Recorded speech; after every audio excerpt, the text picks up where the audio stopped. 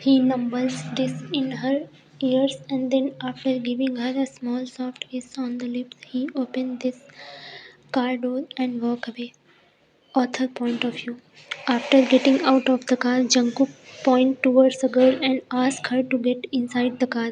The girl comes inside the car and fix Vian hair, clothes, lipstick and makeup on her face and make them normal. Jungkook two bodyguards pick up Vian and drop her off in the same room where Sumi was left. On the other hand, when Jungkook get out of the car after leaving Vian, he sit in another car and start talking on the phone. At this time, the expression on his face were as if today he would burn the whole world to ash.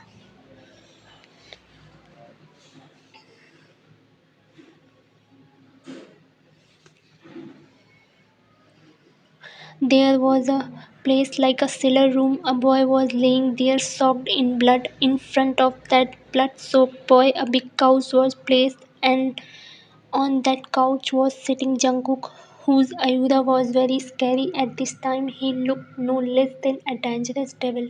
Seeing this Ayuda of Jungkook, that blood-soaked boy immediately became teary-eyed.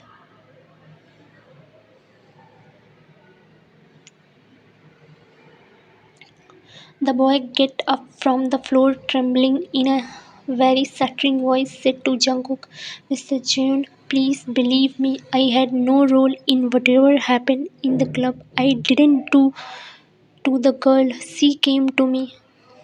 The boy said just this much. Then Jungkook, who was sitting on the couch, bent towards him a little. Jungkook was wearing some sharp object on all the five fingers of one of his hands. He placed his finger on the boy's neck.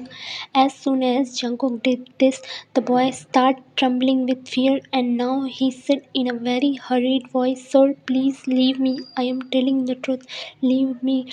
Going to that girl. I will not touch any other girl. Please, sir.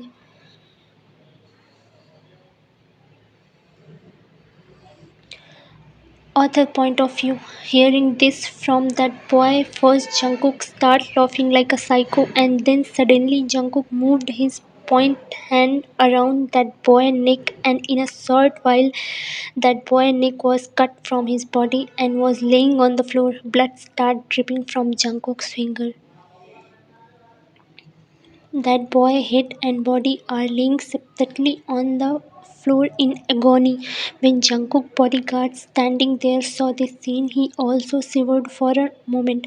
Jungkook is not satisfied even with this. He was still in his devil form. He got up from the sofa like that and take out the sharp object one by one from his finger.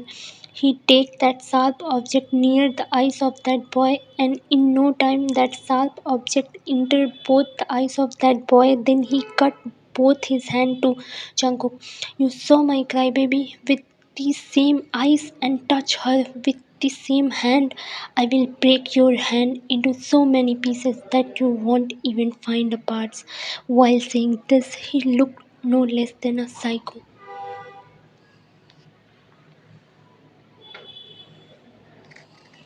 Her eyes will only look at me, and the right to touch her is mine, and only mine, he shouted like a beast. Jungkook tore that boy body parts into so many pieces that I even can't count them. 1 week later,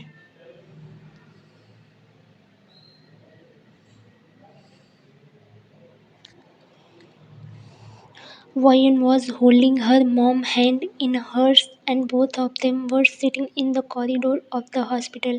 Vian mom. Mr. Lee's eyes were slightly wet with tears.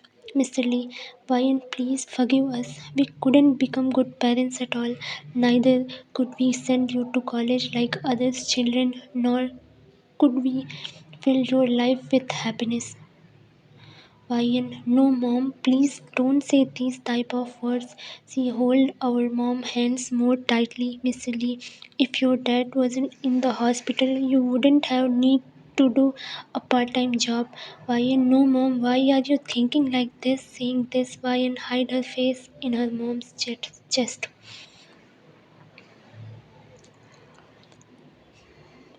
When Vian does so, Mr. Lee hugs her tightly and kisses her forehead lovingly.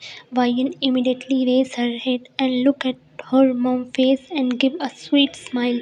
Vian, I'm very lucky that I have parents like you, and I feel very happy when I do something for you. So please, mom, don't think like this.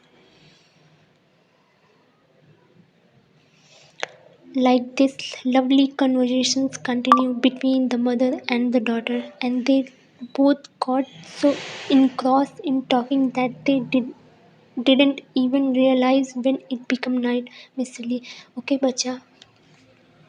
Why no, mom? I didn't feel scared. Now I have to go. Bye. Take care of yourself and also dad too.